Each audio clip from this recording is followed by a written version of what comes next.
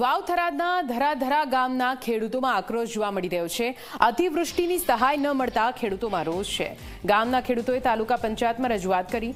પાક નિષ્ફળ અને જમીન ધોવાણની સહાયમાં ગેરરીતિનો આરોપ લગાવવામાં આવ્યો છે। જે લોકોને નુકસાન થયું હતું તે લોકોને ફોર્મ ન ભરાયાનો આરોપ લગાવવામાં આવ્યો છે। તલાટી અને ગ્રામ્ય સેવકો સાથે મળી કેટલાક લોકોએ ગેરરીતિ આચરી હતી। સહાય મળવાપાત્ર લોકોના ફોર્મ ભરવામાં નથી આવ્યા।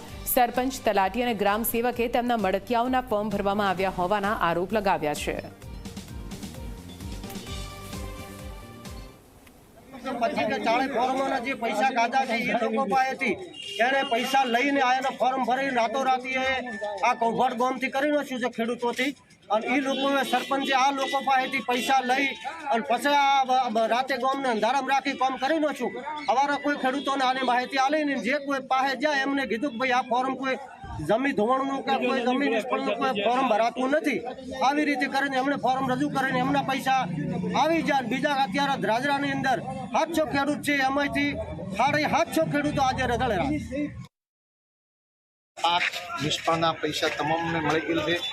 પાછળથી રમણ સુધારણાના પૈસા માટે સરપંચશ્રીએ રાતે કોમ્પ્યુટરવાળાને બોલાવી અને એમની મનમોહની કરી અને ગામજનોએ મારા આગળ રજૂઆત કરી કે સરપંચશ્રીએ પૈસા માગે છે અને પૈસા આપે એમનું કામ કરે છે। એટલે ગામના લોકો મારી જોડે આવ્યા અને હું તાલુકા પંચાયતમાં આવી ડીડીઓ, કલેક્ટર સાહેબ, મામલતદાર અને વાવ તાલુકા પંચાયતના ડીડીઓને અમે આવેદનપત્રક આપીએ છીએ કે આવી રીતે એક સરકાર ગરીબોને પૈસા આપે છે, કોઈ એમના ઘરના હોતા નથી। તો સરકાર પૈસા આપતી હોય તો આવા આગેવાનો મોટા થઈ અને શું કામ આવા ગરીબ પબ્લિકને હેરાન કરે।